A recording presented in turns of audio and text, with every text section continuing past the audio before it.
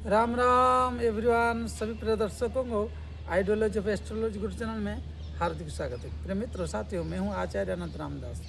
हर हर महाकाल, कभी ना पड़े निर्धन और संकट की काल।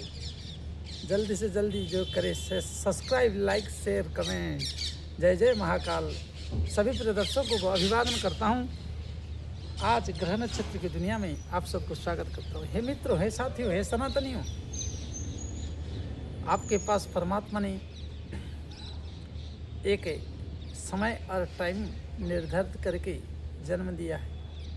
हर किसी को यह गुण प्राप्त हुआ है और उस समय और तारीख की जो महत्व है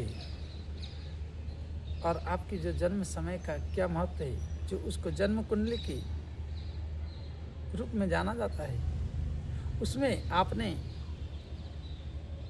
क्या पाया, क्या नहीं पाया है, और आपकी जीवन की यात्रा में क्या पा सकते हैं, क्या नहीं पा सकते, कहाँ खो जाएंगे, कहाँ रह जाएंगे, और क्या करना चाहिए, और क्या करके हमारी जीवन की जो संतुष्टि और जो हमारे जीवन के लक्ष्य है उसको कैसे हासिल किया जाए। इसलिए मित्रों, प्रिय साथियों, अगर आप जानने की इच्छुक है तो आपके विश्वास है ग्रह नक्षत्र के ऊपर, तो जल्दी से जल्दी लाइक, सब्सक्राइब, शेयर, कमेंट करिए। और आपको एक जानकारी दे दूं कि हमारी द्वारा श्रीमद् भागवत सप्ताह, रामचरितमानस, रामार्चन आदि, दुर्गा सप्तशती, चंडी पाठ, रुद्राभिषेक, ग्रह शांति आदि कर्म, व्यवसाय वाणिज्य में रुकावट, इन सब का निराकरण आदि, इन सभी कर्मों को किया जाता है। अगर आप भी इच्छुक है तो आप करा सकते हैं। टाइटल के नीचे दिए हुए नंबर पर आप संपर्क कर सकते हैं या व्हाट्सएप करके जानकारी प्राप्त कर सकते हैं। इसलिए हम आप मिलकर इसे सिलसिले को आगे बढ़ाएंगे। हमारे जीवन में आज जानेंगे कि हमारी जन्म कुंडली में हम शत्रु से पीड़ित रहेंगे या शत्रु को दमन करके हम आगे बढ़ें पाएंगे।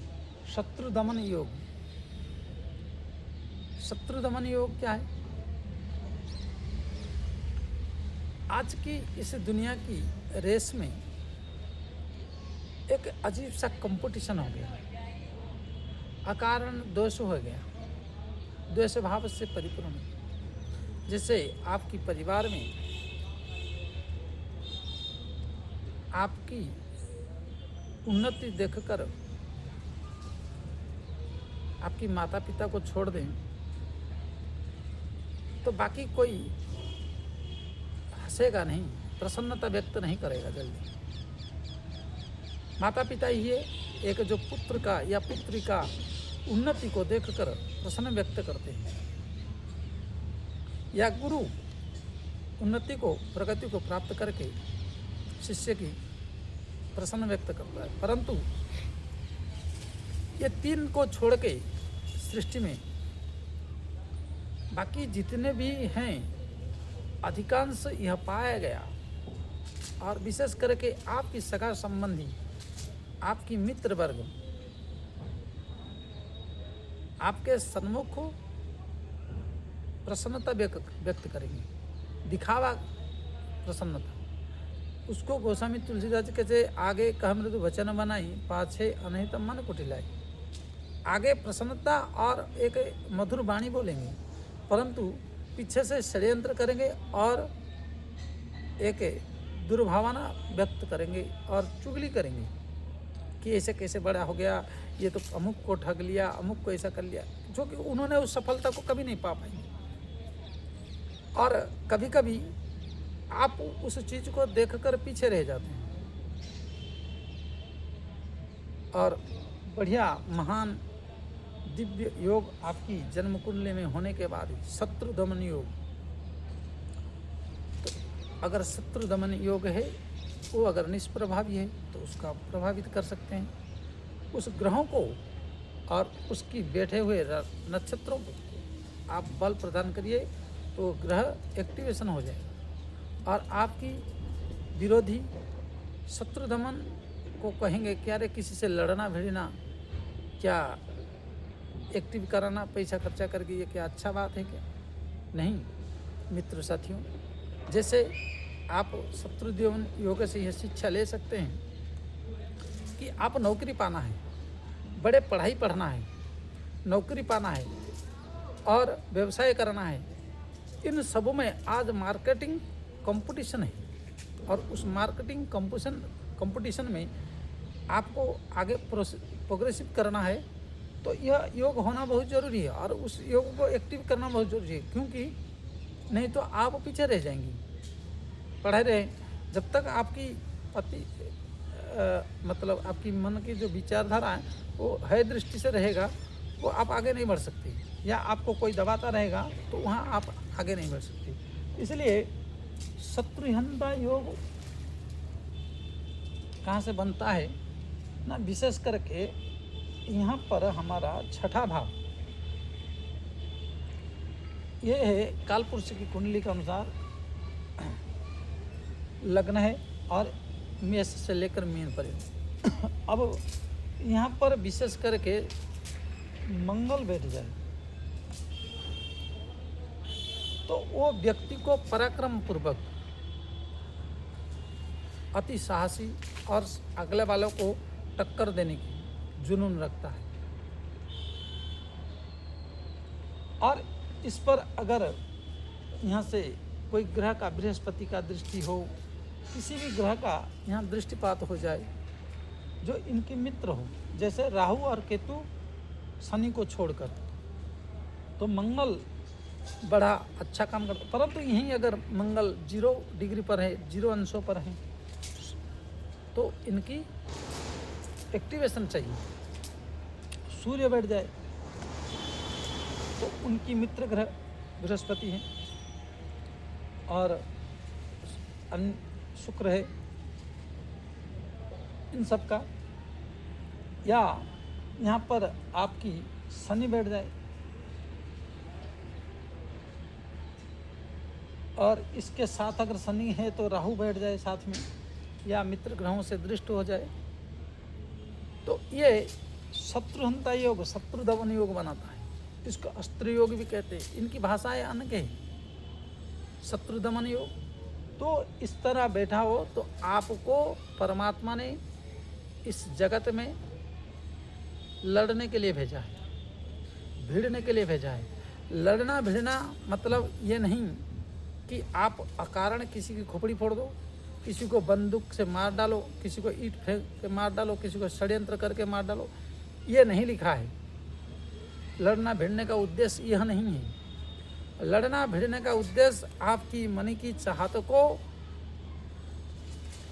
जो मन को लड़ने के लिए, अर्थात वो अच्छा लिख रहा है तो मैं उससे 100 गुना अच्छा लिखूंगा, वो अच्छा पढ़ रहा है तो मैं उसे 100 गुना अच्छा पढ़ के दिखाऊंगा, वो अच्छा मार्केटिंग कर रहा है तो मैं उससे दुगना अच्छा मार्केटिंग करूंगा।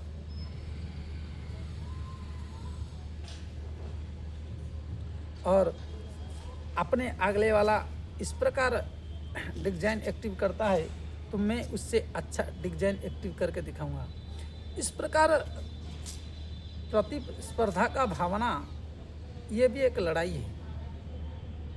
जब तक मनुष्य लड़ने की इच्छा शक्ति नहीं रखता, तो कहावत है कि right to fight go your life.